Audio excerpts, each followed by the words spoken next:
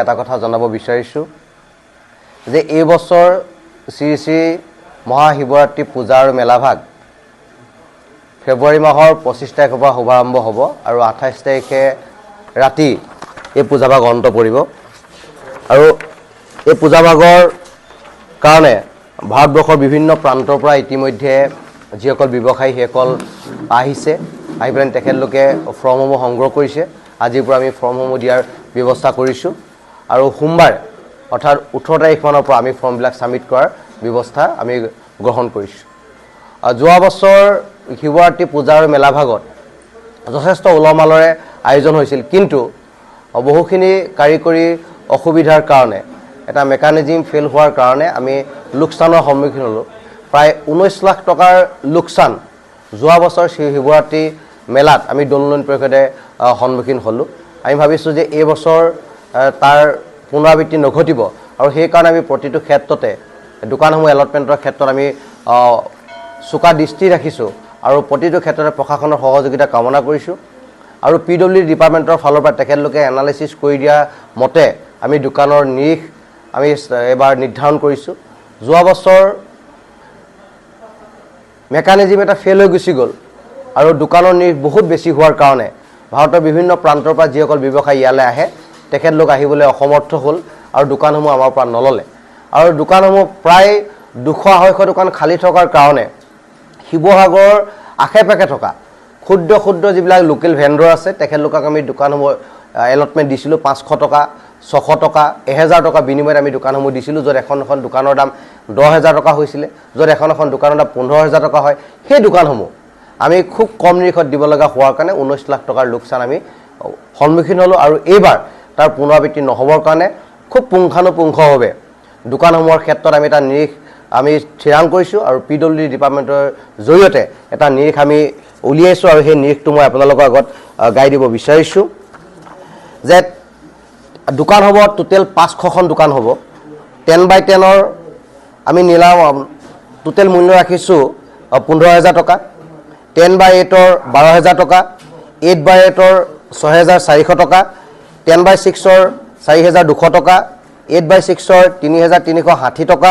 আৰু 6x6ৰ 2160 টকা আমি এই নিৰিখ আমি ঠিক কৰি দিছোঁ আৰু এই নিৰিখ পিডব্লিউডি ইঞ্জিনিয়াৰ থ্ৰুৱেদি আমালৈ পঠাইছে আৰু আজি আমি এই নিৰিখটো পাইছোঁ পোৱাৰ পিছত আমি আজিৰ পৰা ফৰ্ম দিয়া আমি আৰম্ভ কৰিছোঁ আৰু দ্বিতীয় এটা কথা যে এইবাৰ 25 তাৰিখৰ পৰা যিহেতু কাৰ্যসূচী আৰম্ভ হ'ব আমি গোটেই কাৰ্যসূচী আমি পাঠ কৰি দিব বিচাৰিছোঁ উদ্বোধনী অনুষ্ঠানটো থাকিব অখিল গগৈ ডাঙৰীয়া শিৱসাগৰৰ সন্মানীয় বিধায়ক তেখেতে উদ্বোধনৰ দায়িত্বটো আমি তেখেতক অৰ্পণ কৰিছোঁ মুখ্য অতিথি হিচাপে থাকিব যোগেন মোহন ডাঙৰীয়া পৰিবহণ মন্ত্ৰী অসম চৰকাৰ সন্মানীয় অতিথি হিচাপে থাকিব গৌৰৱ গগৈ সাংসদ যোৰহাট লোকসভা সমষ্টি সুশান্ত বৰগোহাঁই সন্মানীয় বিধায়ক থাউৰা আয়ুষ গাৰ্গ জিলা আয়ুক্ত শিৱসাগৰ শুভ্ৰজ্যোতি বৰা আৰক্ষী অধীক্ষক শিৱসাগৰ মৃণালী কোঁৱৰ পৌৰপতি শিৱসাগৰ পৌৰসভা আৰু সন্ধিয়া 7:30 সাংগ নাট্যগোষ্ঠীৰ দ্বাৰা সাবিত্ৰী সত্যৱান ভাওনা প্ৰদৰ্শিত হ'ব 26 ফেব্ৰুৱাৰী দিনাখনি ভক্তিমূলক সাংস্কৃতিক অনুষ্ঠান আছে উদ্যোগ আয়ুষ গাৰ্গ জিলা আয়ুক্ত শিৱসাগৰ সন্মানীয় অতিথি সঞ্জীৱ বৰা উপ পৌৰপতি শিৱসাগৰ পৌৰসভা আৰু 27 ফেব্ৰুৱাৰী দিনাখনি স্মাৰ্ট গ্ৰন্থ মুক্তিনাথ উন্মোচন হ'ব আমি উন্মোচকৰ দায়িত্ব দিছোঁ অসমৰ শিক্ষামন্ত্ৰী ৰণোজ পেগু ডাঙৰীয়াক মুখ্য অতিথি হিচাপে থাকিব দেৱব্ৰত শইকীয়া বিৰোধী দলপতি সন্ধিয়া 7:30 ভক্তিমূলক সাংগীতিক অনুষ্ঠান হ'ব আৰু সেই অনুষ্ঠানটো শুভোদ্বোধন কৰিব সভ্যশ্ৰী মহন্ত অধ্যক্ষ গড়গাঁও মহাবিদ্যালয় সভাপতি শিৱসাগৰ প্ৰেছ ক্লাব আৰু 28 ফেব্ৰুৱাৰী তাৰিখে বিয়লি 5 বজাত সামৰণি অনুষ্ঠান হ'ব মুখ্য অতিথি হিচাপে জয়ন্ত মল্ল বৰুৱা মন্ত্ৰী জনস্বাস্থ্য কাৰিকৰী বিভাগ অসম চৰকাৰ সন্মানীয় অতিথি থাকিব কুশল দৰী অধ্যক্ষ নগৰ প্ৰণয় প্ৰণালী নিগম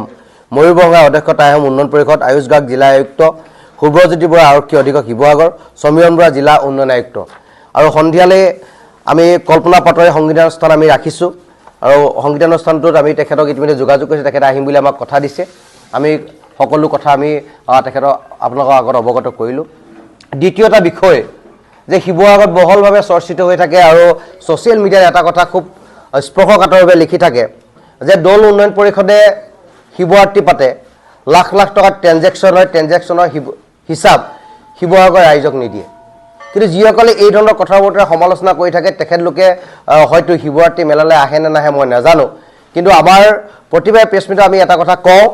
যে আমাৰ যিখন মেগাজিন আমি প্ৰকাশ কৰোঁ মেগাজিনৰ শেষ পৃষ্ঠাত আমি ফুল অডিটৰ সৈতে আমি নিজৰ হিচাপ নিকাচ আমি দাখিল কৰোঁ কিন্তু যেহেতু প্ৰশ্নবিলাক সমজুৱাভাৱে আহি আছে সেইকাৰণে এইবাৰ আমি এটা কথা থিৰাং কৰিছোঁ যে শিৱৰাত্ৰি হৈ যোৱাৰ 15 দিনৰ পাছত আমি আমাৰ যিটো হিচাপ নিকাচ হ'ব যেটো আয় ব্যয় যেটো হিচাপ আমি সম্পূৰ্ণৰূপে আমি আকৌ পুনৰ এটা প্ৰেছ মিট দি অসমৰ ৰাইজক আমি অৱগত কৰিম হেতু এবাৰ আমাৰ সিদ্ধান্ত কাৰণ ৰাইজে প্ৰশ্ন সুধিছে ৰাইজে প্ৰশ্নবোৰক চিনামালে কয় আনে দ্বিতীয় এটা কথা সকলে এটা কথা কৈ আছে বা বহু মনে এটা কথা কয় যে শিৱৰাত্ৰি আহিলে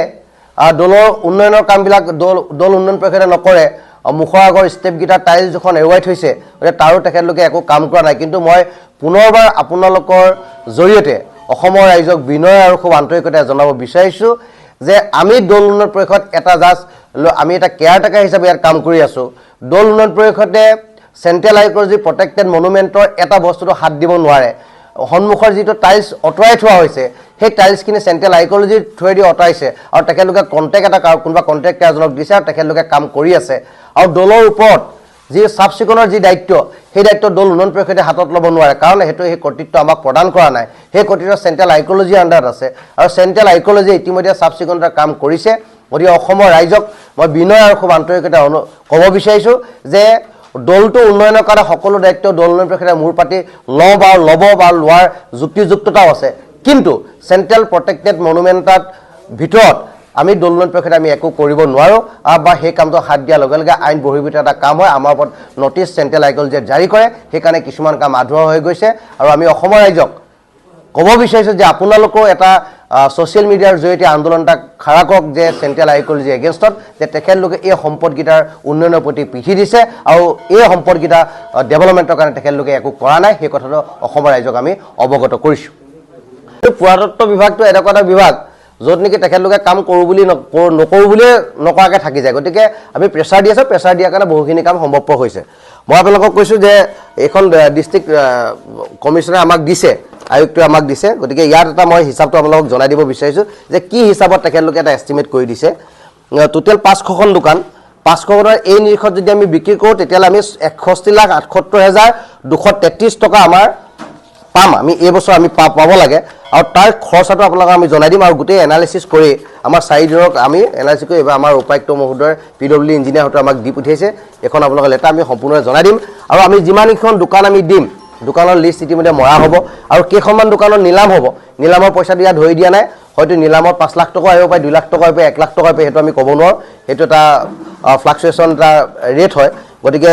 যিখিনি আহিব সেই পইচাখিনি আমি কেছ আমাৰ হাতে নলওঁ এবাৰ DDCক আমি কৈছোঁ তেখেতলোকে কৈছে বেংকৰ মানুহ আমি তাত বহাই থ'ম বেংকৰ মানুহে লগালগ পইচাখিনি লৈ যাব আমাৰ একাউণ্টত জমা কৰি দিব মূল পূজাকে 26 তাৰিখে হ'ব তেনেকুৱা এটা বিতৰ্ক আজি 2 বছৰ আগত কোনোবা ভক্তই নুঠোৱা নাই উঠাইছিলে কিন্তু তেখেতলোকে নাজানে যে ইয়াত পোহৰ পূজা নহয় ইয়াত তান্ত্ৰিক পূজা হয় শিৱদৌলৰ পূজাভাগ তান্ত্ৰিক পূজা প্ৰথম পূজাভাগ হ'ব দেৱী দৌলত মাক অধিষ্ঠিত কৰাৰ পিছত আমাৰ শিৱদৌলত বহে শিৱদৌলত বহাৰ পিছত তান্ত্ৰিক পূজা হয়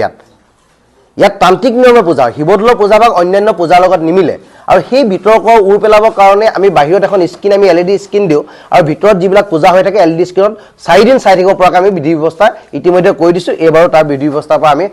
আঁতৰি নাহোঁ এইবাৰো তাৰ সেইটো প্ৰতিফলন হ'ব তো এইবাৰে আমাক 4 লাখ টকা বিচাৰিছে আমি 4 লাখ টকা দিম বুলি কৈছোঁ যদি সময়ত যদি কমাব পৰা নাজানো কিন্তু 4 লাখ টকা বাজেটত তেওঁ আহিম বুলি আমাক কথা দিছে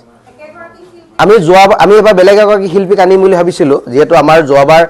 মই কৈছোঁ যে দল উন্নয়ন পৰিষদে 19 লাখ টকাৰ লোকচানৰ সন্মুখীন হ'লোঁ ঘাটি খালোঁ গতিকে এইবাৰ আমি বেছি ৰিস্ক ল'বলৈ বেয়া পাইছোঁ গতিকে এইবাৰ মেনেজমেণ্টটো যিহেতু কালচাৰেল ইভেণ্টটো মেনেজমেণ্টত চলি থাকে দল উন্নয়ন পৰিষদৰ পৰা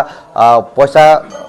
নাযায় বুলি ক'লেও বেয়া নহয় গতিকে আমি মেনেজমেণ্ট কৰি চলাব লাগিব গতিকে এবাৰ যেহেতু 19 লাখ টকা ঘাটি বাজেট পূৰাব লাগিব তাৰ কাৰণে বেছি হেডেক ল'বলৈ আমি দল উন্নয়ন পৰিষদে বেয়া পালোঁ আৰু সেইকাৰণে শিল্পীগৰাকী নিমন্ত্ৰণ জনোৱা হৈছে কাৰ্যসূচীত আপোনালোকৰ সহযোগিতা আমি কামনা কৰিছোঁ অসমৰ প্ৰান্তৰ পৰা ভাৰতবৰ্ষৰ বিভিন্ন প্ৰান্তৰ পৰা ভক্তসকল ইয়ালৈ আহিব লাখৰো অধিক ভক্ত ইয়াত সমবেত হয় গতিকে সকলোৰে সহযোগত যাতে শিৱসাগৰৰ মানৰ মৰ্যাদা অক্ষুণ্ণ ৰাখি যাতে তেখেতলোকক আমি আতিথ্য কৰিব পাৰোঁ তেখেতলোকক সহায় সহযোগ কৰিব পাৰোঁ তাৰ কাৰণে পৰিৱেশ আমি ৰচনা কৰিব লাগিব আৰু সেই পৰিৱেশ শিৱসাগৰ জিলাখনত বসবাস কৰা প্ৰতিজন নাগৰিকে হাতত ল'ব বুলি আশা কৰি আমাৰ ক'বলগীয়াখিনি সামৰণি মাৰিছোঁ